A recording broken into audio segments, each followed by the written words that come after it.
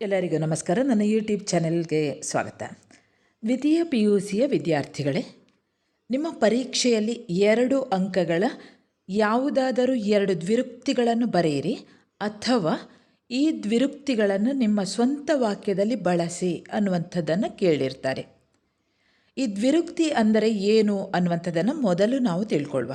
ದ್ವಿರುಕ್ತಿ ಅಂದರೆ ಒಂದು ವಿಶೇಷಾರ್ಥವನ್ನು ವ್ಯಕ್ತಪಡಿಸುವುದಕ್ಕಾಗಿ ಒಂದು ಪದವನ್ನು ಅಥವಾ ಒಂದು ವಾಕ್ಯವನ್ನು ಎರಡೆರಡು ಸಲ ಪ್ರಯೋಗ ಮಾಡುವುದಕ್ಕೆ ದ್ವಿರುಕ್ತಿ. ಉಕ್ತಿ ಅಂದರೆ ಮಾತು, ನುಡಿ. ದ್ವಿ ಅಂದರೆ 2. ಉದಾಹರಣೆ, ಅವಳು ಬೇಗ ಬೇಗ ನಡೆದು ಬರುತ್ತಿದ್ದಳು. ಅವರ ಬಳಿ ದೊಡ್ಡ ದೊಡ್ಡ ಗ್ರಂಥಗಳಿದ್ದವು. ನೀನು ಓಡಿ ಓಡಿ ಬಂದಂತಿದೆ. ನಿಲ್ಲು ನಿಲ್ಲು, ನಾನು ಬರುವವಳಿದ್ದೇನೆ. ಹೆಚ್ಚು ಹೆಚ್ಚು ಜನ ಇದನ್ನು ನೋಡಿ ಮೆಚ್ಚುವರು. ಅವನು ಮನೆ ಮನೆಯನ್ನು ತಿರುಗಿದನು. ಬನ್ನಿ ಬನ್ನಿ, ಕುಳಿತುಕೊಳ್ಳಿ. ಅಬ್ಬಬ್ಬ, ಎಂಥ ದೃಶ್ಯ! ಬೇಡ ಬೇಡ, ಸುಮ್ಮನಿರು. ಅವರೆಲ್ಲ ನಕ್ಕೂ ನಕ್ಕೂ ಸುಸ್ತಾದರು. ಹೌದು ಹೌದು, ನಾನು ಹೇಳಿದ್ದು ಇದನ್ನೇ. ಓಡು ಓಡು, ಬೇಗ ಬೇಗ ತಾ. ಚಿಕ್ಕ ಚಿಕ್ಕ ಮಕ್ಕಳಿಗೆ ಮೊದಲು ಊಟ, ದೊಡ್ಡ ದೊಡ್ಡವರಿಗೆ ಆಮೇಲೆ. ಚಿಕ್ಕ ಚಿಕ್ಕದು ತರಬೇಡ, ದೊಡ್ಡ ದೊಡ್ಡ ಕಲ್ಲು ತಾ. ಹೀಗೆ ಇಂಥ ಉದಾಹರಣೆಗಳನ್ನು ನೀವು ನೋಡಿರ್ಬೋದು. ಅಂದರೆ ಒಂದೇ ಪದವನ್ನು ಎರಡೆರಡು ಸಲ ಬಳಸುವುದಕ್ಕೆ, ಎರಡೆರಡು ಸಲ ಹೇಳುವುದಕ್ಕೆ ದ್ವಿರುಕ್ತಿ ಅಂತ ಹೇಳ್ತಾರೆ. ಇನ್ನು ಈ ದ್ವಿರುಕ್ತಿಗಳ ಕೆಲವು ವಿಶೇಷ ರೂಪಗಳನ್ನು ನೋಡಿಕೊಳ್ಳೋಣ. ಮೊದಲು ಮೊದಲು ಕುಡಿಸು ಮೊದಲು, ಕಟ್ಟ ಕಡೆಗೆ ಅಥವಾ ಕಡೆ ಕಡೆಗೆ, ಕಡೆಗೆ ಕುಡಿಸು ಕಡೆಗೆ, ಕೊನೆ ಕೊನೆಗೆ ಅಂತ ನಾವು ಹೇಳ್ತೇವೆ. ಕೊನೆಗೆ ಕುಡಿಸು ಕೊನೆಗೆ. ಕೆಲವೊಮ್ಮೆ ತುತ್ತ ತುದಿ ಅಂತ ಹೇಳ್ತೇವೆ. ತುದಿ ಕುಡಿಸು ತುದಿ. ಅಂದರೆ ಈ ವಾಕ್ಯಗಳು, ಈ ಪದಗಳು ಕೂಡ ದ್ವಿರುಕ್ತಿಗೆ ಉದಾಹರಣೆಗಳು. ನಡು ಮಧ್ಯಾಹ್ನ, ಮಧ್ಯಾಹ್ನ ಕುಡಿಸು ಮಧ್ಯಾಹ್ನ. ಹಚ್ಚ ಹಸಿರು, ಹಸಿರು ಕುಡಿಸು ಹಸಿರು. ಬಟ್ಟ ಬಯಲು, ಬಯಲು ಕುಡಿಸು ಬಯಲು. ನುಗ್ಗು ನುರಿ, ನುರಿ ಕುಡಿಸು ನುರಿ. ಬಗ್ಗು ಬಡಿ, ಬಡಿ ಕುಡಿಸು ಬಡಿ. ಕೊತ ಕೊತ, ಕುದಿ ಕುಡಿಸು ಕುದಿ. ಹೊಚ್ಚ ಹೊಸದು, ಹೊಸದು ಕುಡಿಸು ಹೊಸದು.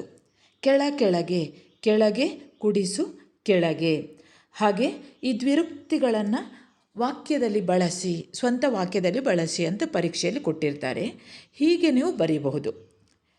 ದ್ವಿರುಕ್ತಿ ಯಾವುದಾದ್ರೂ 2 ದ್ವಿರುಕ್ತಿಗಳನ್ನು ಬರೆಯಿರಿ ಅಂತ ಇದ್ದರೆ ಬೇಗ ಬೇಗ ಅಂತ ಬರಿಬೋದು, ಮೆಲ್ಲ ಮೆಲ್ಲನೆ ಅಂತ ಬರಿಬೋದು, ಓಡೋಡಿ ಅಂತ ಬರಿಬೋದು, ನಡೆ ನಡೆದು ಅಂತ ಬರಿಬೋದು. ಹೀಗೆ ಯಾವುದಾದ್ರೂ 2 ನೀವು ನೆನಪಲ್ಲಿಟ್ಕೊಳ್ಳಿ.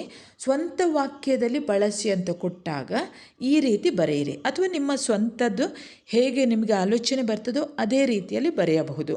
ಈಗ ನಾನು ನಿಮಗೆ ಸುಲಭ ಆಗಲಿ ಅಂತ ಈ ರೀತಿ ಕೊಟ್ಟಿದ್ದೇನೆ, ಈ ರೀತಿ ಹೇಳ್ತಾ ಇದ್ದೇನೆ, ನೋಡಿಕೊಳ್ಳಿ. ಬೇಗ ಬೇಗ, ಮಕ್ಕಳು ಬೇಗ ಬೇಗ ಶಾಲೆಗೆ ಬಂದರು. ಮೆಲ್ಲ ಮೆಲ್ಲನೆ, ಅಂಬಾರಿ ಹೊತ್ತ ಆನೆಯು ಮೆಲ್ಲ ಮೆಲ್ಲನೆ ಸಾಗಿತು. ಓಡೋಡಿ, ಶಾಲೆಯಲ್ಲಿ ಬೆಲ್ ಹೊಡೆಯಿತೆಂದು ವಿದ್ಯಾರ್ಥಿಗಳು ಓಡೋಡಿ ಬಂದರು. ನಡೆ ನಡೆದು, ಜನರು ಬರಿಗಾಲಲ್ಲಿ ನಡೆದು ನಡೆದು ಸುಸ್ತಾದರು. ನಡೆ ನಡೆದು ಸುಸ್ತಾದರು. ಪರಿಪರಿಯಾಗಿ, ಗೀತಾಳು ಕ್ಷಮಿಸಿ ಎಂದು ಪರಿಪರಿಯಾಗಿ ಬೇಡಿಕೊಂಡಳು. ಹೌದು ಹೌದು, ಅವನು ನಿಜವಾಗಿಯೂ ರಾಕ್ಷಸನೇ, ಹೌದು ಹೌದು. ನೋಡು ನೋಡು, ಕಾಮನ ಬಿಲ್ಲು ನೋಡು ನೋಡುತ್ತಿದ್ದಂತೆ ಮಾಯವಾಯಿತು. ನಲಿ ನಲಿದು, ಮಕ್ಕಳು ನಲಿ ನಲಿಯುತ್ತಾ ಕತೆ ಕೇಳಿದರು. ಕುಣಿ ಕುಣಿದು, ಜಿಂಕೆಯು ಕುಣಿ ಕುಣಿಯುತ್ತಾ ಕಾಡಿಗೆ ಹೋಯಿತು. ತುತ್ತ ತುದಿ, ಚಾರಣಿಗರು ಬೆಟ್ಟದ ತುತ್ತ ತುದಿಗೆ ಏರಿದರು. ಬಿದ್ದೂ ಬಿದ್ದು, ಜನರು ಪ್ರಾಣೇಶ್ ಅವರ ತಮಾಷೆಯನ್ನು ಕೇಳಿ ಬಿದ್ದೂ ಬಿದ್ದು ನಕ್ಕರು. ನಡು ನಡುವೆ, ಜನರ ನಡುವೆ ಹಾವೊಂದು ನುಸುಳಿ ಬಂದಿತ್ತು. ಹಳೆಯ ಸಾಮಾನುಗಳನ್ನು ಗುಜ್ಜರಿಗೆ ಹಾಕಲಾಯಿತು. ಬರೆದು, ವಿದ್ಯಾರ್ಥಿಗಳು ಮನೆಗೆಲಸವನ್ನು ಬರೆದು ಸುಸ್ತಾದರು. ಹೆಜ್ಜೆ ಹೆಜ್ಜೆ, ಸೀತೆಯು ಹೆಜ್ಜೆ ಹೆಜ್ಜೆಗೂ ಹಿಂತಿರುಗಿ ನೋಡುತ್ತಿದ್ದಳು.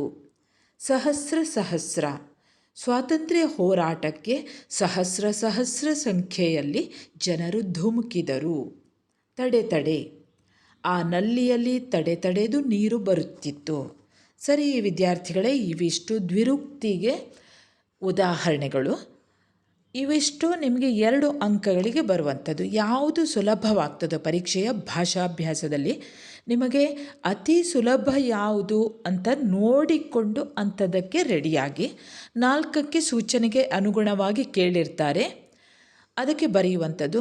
4 ಅಂದರೆ ನೀವು ಸಾಧಾರಣ ಒಂದು 6ಕ್ಕೆ ರೆಡಿಯಾಗಿ ಹೋಗಿ, 6 ಅಥವಾ 7ಕ್ಕೆ ರೆಡಿಯಾಗಿರಿ. ಆವಾಗ ನಿಮಗೆ ಸುಲಭದ್ದು 4 ಯಾವುದಾದ್ರೂ ಬಂದು ಬಿಡ್ತದೆ. 4ಕ್ಕೆ ರೆಡಿಯಾಗಿಕೊಂಡು ಹೋಗಬೇಡಿ. ಅಲ್ಲಿ ಕೊಟ್ಟಿರುವಂಥದ್ದು 6 ಕೊಟ್ಟಿರ್ತಾರೆ, 6 ಅಥವಾ 7ಕ್ಕೆ ರೆಡಿಯಾಗಿ.